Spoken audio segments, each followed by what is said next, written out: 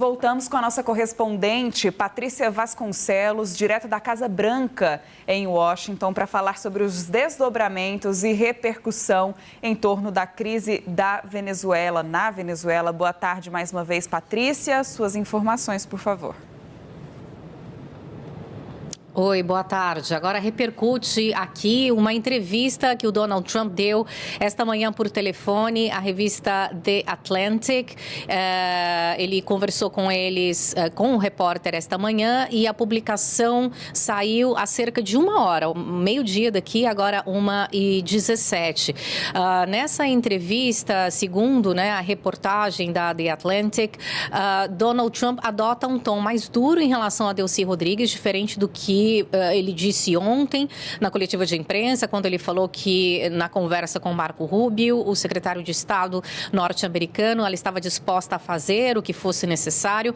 Nessa conversa desse domingo de manhã, enquanto ele jogava golfe, foi essa a descrição, que ele tinha acabado de chegar no clube de golfe dele na Flórida, enquanto falou por telefone, ele disse que não estava satisfeito ou não vai suportar a postura de Delcy Rodrigues se ela continuar afirmando que não é a favor ou é contra a operação militar da madrugada de sexta-feira para sábado que levou à prisão de Nicolás Maduro. Então, foi isso que o Trump disse nessa entrevista, que se ela seguir com esse discurso criticando a ação militar dos Estados Unidos, ela terá um fim pior que o de Maduro. Foi isso que disse o Donald Trump à revista The Atlantic, e é isso que repercute por aqui agora. Patrícia, obrigada pelas suas informações. A gente segue contando contigo, trazendo, portanto, todas as atualizações direto da Casa Branca em Washington. Se houver qualquer possibilidade de pronunciamento do presidente Donald Trump ou de algum de seus auxiliares, aciona a gente, porque é prioridade nessa cobertura. Obrigada, Patrícia. E a gente já recebe aqui no estúdio do News Domingo Lucas Amaral, professor da FAAP, doutor em Relações Internacionais. Professor, seja bem-vindo à nossa cobertura.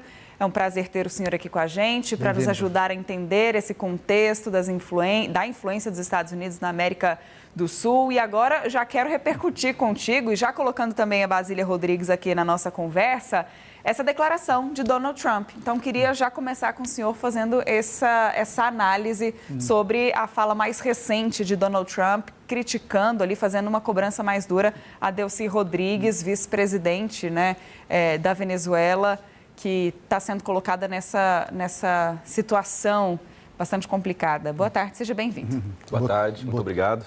Boa tarde. Botou pressão, hein? Um pouquinho, mas tudo bem, não tem problema. A gente lida com essas questões o tempo todo, especialmente quando se trata de presidentes como Donald Trump, Esse tipo de declaração já era esperado, uma vez que é necessário aguardar que tipo de movimentação será feita em relação à própria Delcy junto aos militares no país, mas também, de forma geral, de forma também mais importante, em relação a aqueles que dentro do país esperam por algum tipo de ação mais efetiva no sentido de ou movimentação popular, ou movimentação de milícias, ou mesmo movimentação em relação a algum tipo de reação ao que os Estados Unidos fizeram no país. Por isso, a gente pode aguardar que, nesse caso, se foi algum tipo de decisão conjunta, porque a gente não tem certeza exatamente como é que foi feita essa retirada do presidente Maduro da Venezuela. Então, o que a gente pode imaginar é que talvez tenha tido algum tipo de conivência de algum setor dentro do próprio palácio para que o Maduro fosse retirado de uma forma mais simples do que esperada.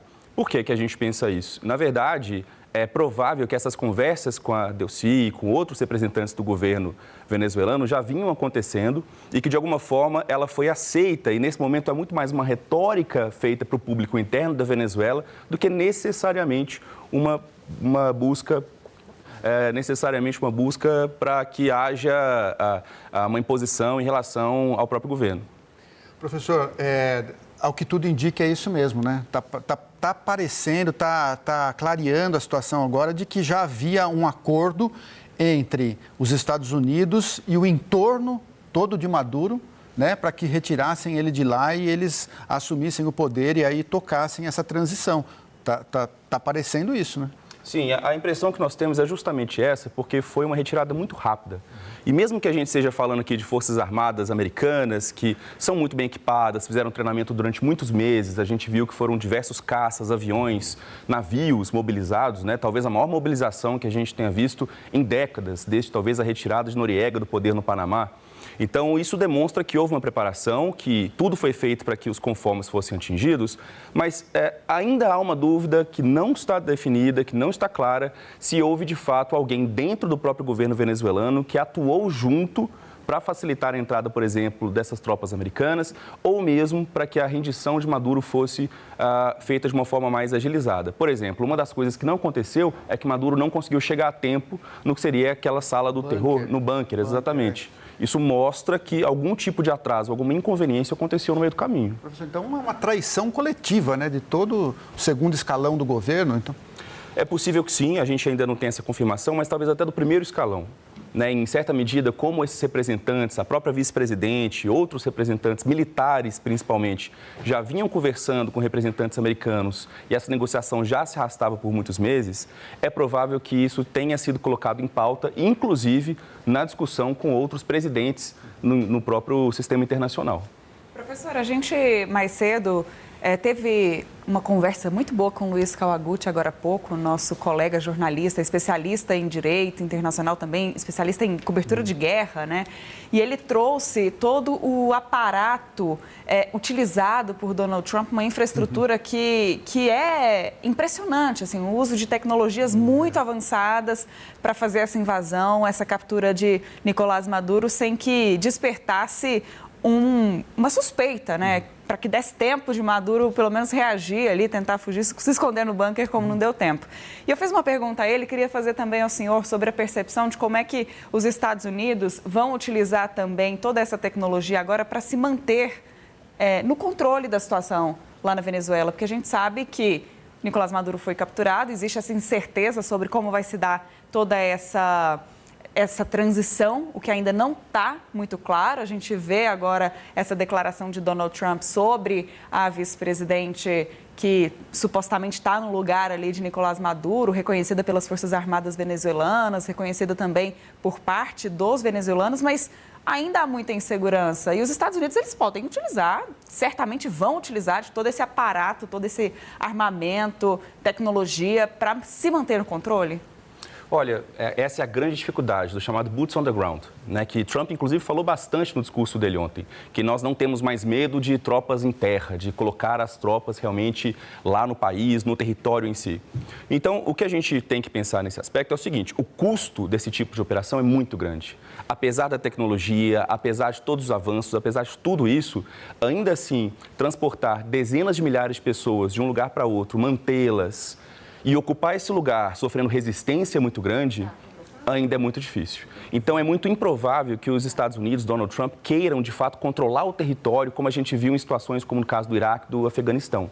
Nesse sentido, o que eu imagino é que justamente essa via negociada é o que busca o governo Trump. Por isso, essa pressão maior agora, inclusive, nos representantes atuais, especialmente depois que a Suprema Corte da Venezuela e os militares reconheceram Delcy enquanto presidente interina por 30 dias, podendo ser estendido por mais 30 dias.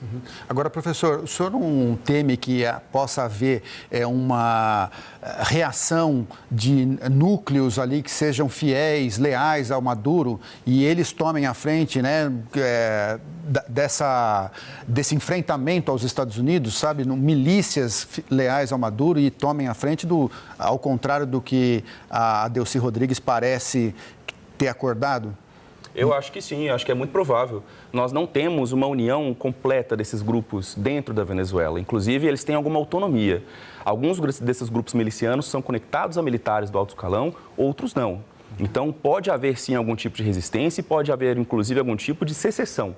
Alguns desses grupos saem, falam que não aceitam essa visão negociada, não aceitarão qualquer tipo de interferência externa na Venezuela, a soberania venezuelana, e por isso resistirão com armas. E quando a gente fala desse tipo de resistência, a gente está falando de resistência de milícia na selva, a gente está falando nas cidades, nas montanhas, que mesmo com toda a tecnologia, mesmo sendo os Estados Unidos, ainda há muita dificuldade de resistência. Que coisa, hein, professor? Aí caminharíamos para uma situação de Vietnã, né? Isso. Esse é um dos grandes perigos, a possibilidade de uma guerra civil no país, assim como a gente vê acontecer em lugares que foram ocupados por potências estrangeiras.